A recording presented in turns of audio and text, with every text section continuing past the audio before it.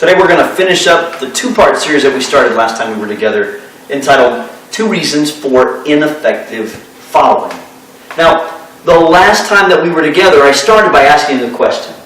I said, how or what is it that prevents a person from living a life of an effective, productive, focused follower of Christ?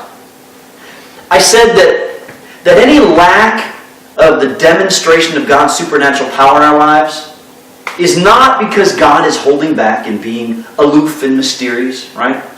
It's because of our own personal failure to believe that God exists.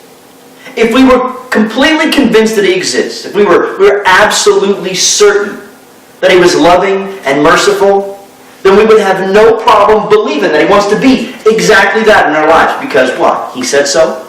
And as a result, we would live like the children of an omnipotent and omniscient King, an omniscient God, who adores His children and who desires for them to live in the freedom and protection that only He can provide. But when we don't live this way, it logically leads to the question that Jesus asked in Luke 6:46 when He says, "Why is it you call me Lord, Lord, and then don't do the things that I say?" We spent considerable time talking about the evolutionary perspective, right? That so many people insist that they believe is the truth.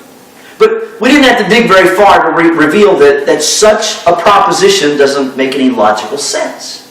As I said then, I'll say again that I don't understand why so many people claim to be scientifically minded, but then they fail to acknowledge how they toss the cause and effect reality of our world out the window, and then they accuse Christians, people who don't just base their beliefs solely on the Bible, although that is our source, but also on observing the things that happen around us to validate it. They accuse us of being unreasonable and dogmatic, being ignorant, foolish, brainwashed, right?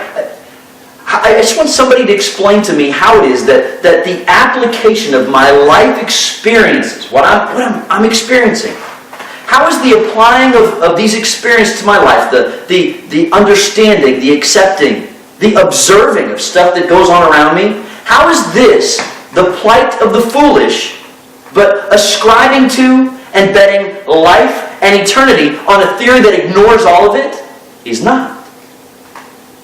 I mean, how does that make sense? Right? If we really believe that the omniscient, omnipotent God of the Bible exists, the one whose integrity is beyond question, whose judgment is the standard by which everything else is measured, the one who promised that if we would just trust and follow, that He would protect and He would guide us, if we really believed that He existed, then we would never act like that person who's got a driver's license but never takes care of themselves. They rely on somebody else to go to the store to get the food that they need to survive, right? We would never live like the people who have learned to show up at church and who always seem to be in the position of distress and uncertainty, always seeking respite from the weight of the world and delivery from the oppression of undeserved circumstances. I mean, do you know people that show up like that? If we really believe that God was who He says He is and that He existed, then this would not be a way we function. I'm not saying that the life of a Christ follower is going to be without problems. Right? I'm not even suggesting or inferring that a relationship with Jesus Christ will lessen your challenges in life. What I am insisting, though, is that an authentic relationship with Jesus Christ, a reciprocal, respectful interaction, is going to change everything about your approach, your attitude, and your expectations about the challenges in life. Right? We all encounter difficult situations that have the potential to chase us into places where we need a little support. Right? But support, it infers that there's action and there's activity going on in our position. We're not lying on the floor, sucking our thumb, completely helpless to respond. Support is assistance and reinforcement when we're engaged in the fight, using the weapons that we've been given to fight the war. Support, it indicates that we're already responding in obedience, but we need a little refresher, right? A second wind to remain faithful, to stay focused, to continue to follow the one who is proactively leading us to higher ground, to greater responsibility with everything we've got and everything we are for the rest of our lives. All right, listen to Romans 1:20.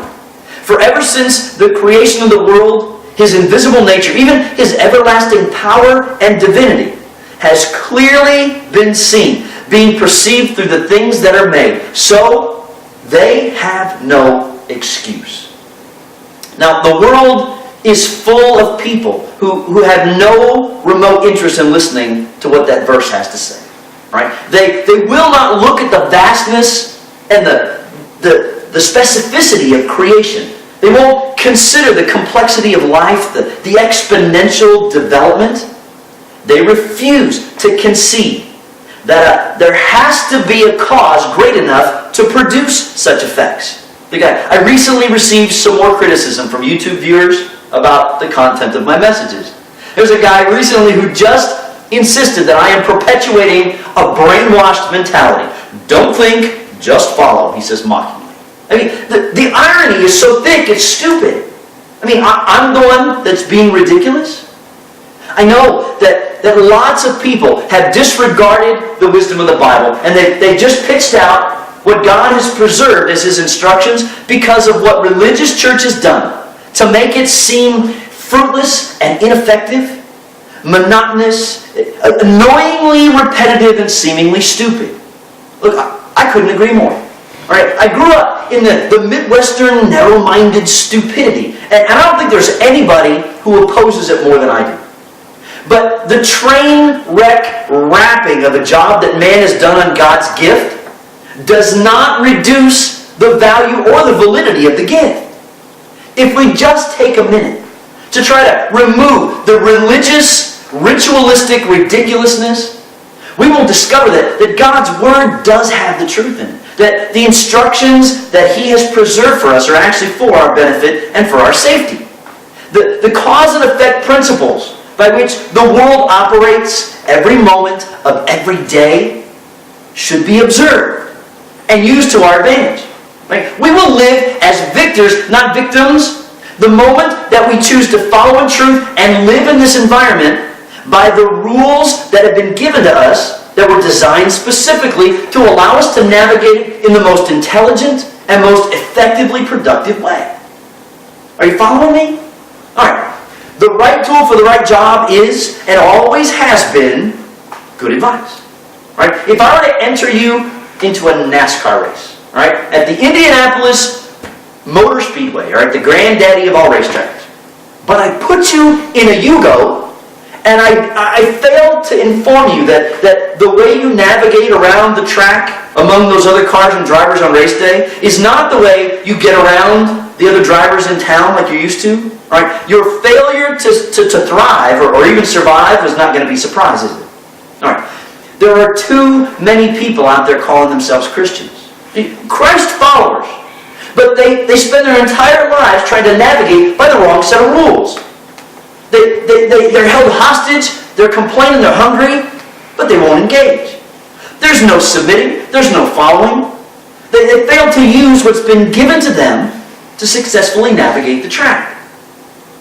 Somehow, just for some reason it makes better sense to go to those people who are living lives of freedom and purpose, who are experiencing guidance and blessing, and ask them to implore God on their behalf for mercy, right, than it does to read the book, to bow their head, to submit their lives, to follow their leader, and experience it themselves.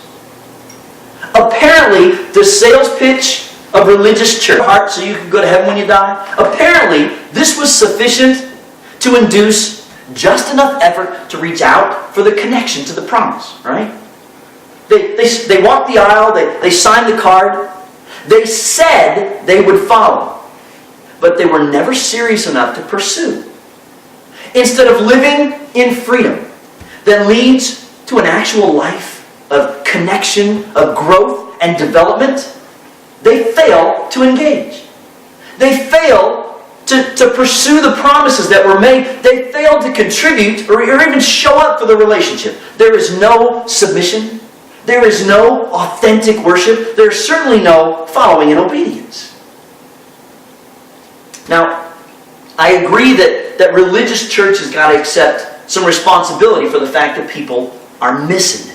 All right, with their devastatingly less than acceptable representation of the gospel of Christ, with the giant lack of authentic worship opportunity on Sunday morning. But never forget that we make all the decisions and all the choices for our own lives. All right, you can choose to be a bench-warming, church-attending religious person who lives the life, the pathetic, pitiful life of oppressed, self-imposed martyrdom. All right, always claiming to be in search of the ever-elusive will of God for your life. Or you can engage in authentic worship with an expectant heart of submission, and you can experience the freedom and the confidence that you never, ever dreamed possible. Listen to Jeremiah 29, 12, and 13. Listen, I quote this almost every week. And the reason I do is because this is so key to your success. Jeremiah 29, 12, and 13. You will call to me and come and pray to me, and I will answer you. You will seek me and find me when you seek me with your whole heart. On the other hand, all right, you might just be one of these people who think that everything that I've had to say is not worth a second thought. All right, you wouldn't set foot in a church if your face was on fire and they had the only garden hose that was functional in the neighborhood. All right, as sad as that is, it doesn't change the simple truth that you do exist and you had absolutely nothing to do with it. You are in effect so complex that there was only one cause great enough to produce you. Now, you can continue to throw rocks and insult. You can insist that I live in a fake world that offers false hope, lacking intelligence and common sense. It's your prerogative. But you know what? If that's where you are, I just have two thoughts I want to leave with you today. All right, the first is this. If evolution is truly the accurate representation of the development of man, all right, the complexity of the human mechanism is the result of millions or even billions of years of trial and error, effectively producing responses to threats to survival, then how come human life is not getting longer? Wouldn't the logical conclusion be that if the mechanism were responding and improving, right, and surviving, that it would be surviving for longer? Now, just to be fair, look, medical advancements have produced methods that prolong human life, right? In situations that 100 years ago were always fatal. But the truth is that this mechanism that's supposed to be advancing, right, is spending more and more time every year killing off more of the mechanisms for reasons that have nothing to do with survival. Look, it's no longer organism against environment that evolution proposes at the beginning. It's now organism against organism, killing each other off in droves and numbers never before recorded in human history for reasons that have nothing to do with the perpetuation of the human species. Evolution is so attractive to people, right, even on a subliminal level, because the concept infers that a person has the right to develop and to respond in whatever way they choose relative to their environment. Right, the way it turns out is not so attractive if you ask me, but for right now, whatever lifestyle someone deems appropriate should just be labeled as natural and acceptable. All right, you know what? I'm going to get off of that. The last thought I'm going to leave with you today is this. How many people have you ever known, right, personally, that have committed their lives to promoting what they knew to be a false hope that led nowhere? All right, there's a funny thing about the human spirit. It requires authentic hope in order to endure. It cannot press on without. What the human spirit is capable of enduring when there's even the smallest glimmer of authentic hope is nothing short of miraculous. But A normal, non-psychologically damaged individual, right, cannot endure for what they know to be false. Are you following what I'm saying so far? Okay, so when I ask the question, how many people have you ever known that have dedicated their lives to promoting what they knew to be a false hope that led nowhere? Some of you are automatically thinking, oh, freaks like you, man. Religious people who can't get off of that religious crutch. Right? I mean, this is what some people think.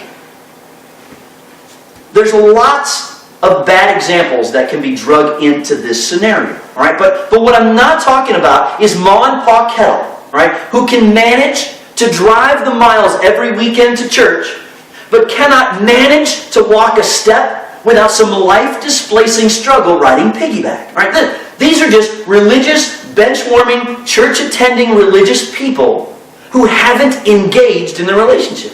There's lots. They show up every weekend at a specific church building, and they're absolutely miserable.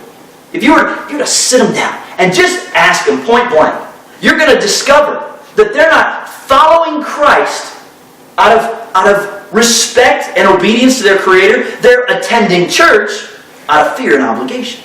All right, these people haven't committed to anything except attendance, in hopes that somewhere down the line it's going to cause, some points for them. If these are the kinds of people you want to use as the example to justify the invalidate the existence of God, all right, then you're not even remotely close or interested in the truth. You're just wanting to make a point. But if you want to know the truth, if you want to discover what really is real, is the cause, right? The God who is great enough to bring you into existence, is He real? Then all you have to do is interact with people like me, those little religious freaks who have actually engaged in the relationship and are experiencing the promise. Right? I stand before you and tell you with everything I've got. All right, listen, I have met and I have a relationship with the cause that created me. And my interaction on a daily basis is real. The God I serve is the cause who is great enough to bring me into existence. I do not blindly follow. I voluntarily submit. I intentionally pursue, which allows me to humbly and gratefully receive. Right? This cause, the only one great enough to bring me into existence, that was the only one capable of rescuing me, is the only one who is still gracious enough to lead and to guide and to bless and direct if I'm bright enough, if I'm willing to make a few logical, rational connections amid the undeniable examples that surround me. Right? And God, He makes the same offer to you. Right? God does not expect you to check your brain at the door. All right? Contrary to secular and scientific stupidity, God is actually counting on the fact that you'll use the brain that He gave you to observe and to notice the things that happen around you so that you just might be humble enough to engage and to follow. Like you might be just submitted enough, just enough to trust Him enough to follow and to fulfill the promises that He gave. But there's only one way to be sure. You got to test the theory. Either prove it right or reveal it to be wrong. There's nothing in between. Submit your life to God, to the Creator who is the only one capable of designing you and bringing you into existence, the one who desires a relationship with you. An empowering, liberating interaction that I guarantee you will last way beyond the assigned days you have on this planet.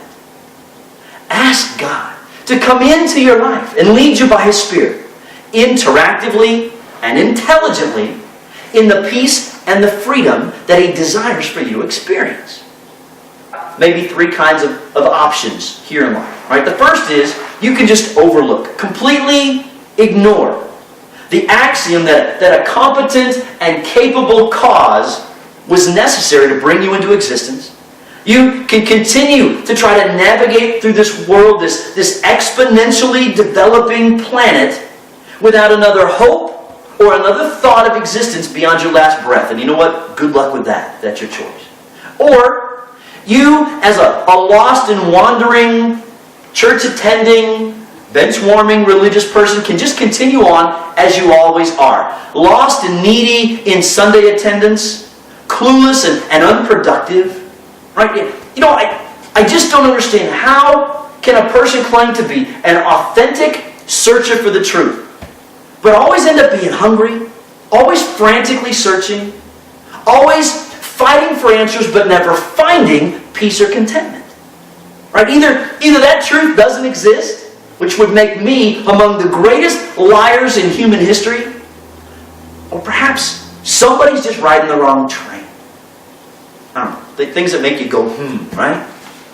If the reason for our ineffective following is not our lack of ability to believe that God, the omnipotent, omniscient Creator, exists, then maybe it's just a fact that we don't have the correct perspective about what we owe Him. All right, let me see if I can just make it really, really easy for you. You owe God everything. Right? More than you can ever begin to repay, more than you can probably comprehend at this point.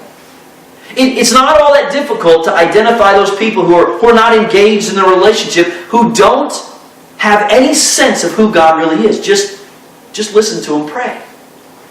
People who are always leaving that message on the cosmic answering machine, just hoping God will get it. Some people never discover the will of God for their lives because they can never seem to catch Him at home. There's always some inability to connect because people haven't figured out yet that there's a reason they're supposed to beyond their own selfish pursuits and desires. Look at James 4, 1-3. What is the source of wars and fights among you? Don't they come from the cravings that are at war within you? You desire and you do not have. You murder and covet and cannot obtain. You fight and war. You do not have because you do not ask. You ask and you don't receive because you ask with the wrong motives, so that you might spend it on your evil desires. What we need to understand is, as we submit and commit to follow, we do so because we have both an appreciation for the magnitude of our indebtedness, and it's a sign of respect and humility. All right? Our approach to God, the sovereign, omnipotent, and omniscient one, is not just to see what we get from His resources. As we commit our lives to follow, as we spend time striving to make His desires ours, the blessings of His generosity naturally become a reoccurrence in our lives. But some people are always on the hunt for God's will for their life, and they always seem to come home empty-handed. Because religious church has not explained to them what they should be pursuing and what their expectations should be. We are supposed to be not just a body of believers, but of followers. Living in God's freedom, following God's instructions, shoring up each other as we follow Him as He leads us to our individual purposes for His kingdom. Now, I said earlier that there were like 3 options, but I only give you 2. I said you can continue to ignore what could not intelligently be denied, to try to navigate through this world on your own. You could continue to be the religious, bench-warming church attender, all right? Lost in Sunday attendance, singing silly songs with Larry on Sunday morning, right? Or you can pray with me. And you can begin to live the life that you were intended to live when the cause, Elohim, God the Creator, brought you into existence. Holy Father, God, we exalt your name above everything. God, I acknowledge that you are the sovereign one. I acknowledge that your Son paid the price that I owed, that I am a sinner, that I cannot pay the debt of my own. I acknowledge that you are the cause, the only cause, great enough to bring me into existence. I submit my life, all I have, all that I am, for the rest of my days. I ask you to come into my life, to lead me by your Spirit. I will give you the best of what I have to follow you wherever you lead. We pray all these things and we thank you in the name of the Son, Jesus, that you might be glorified.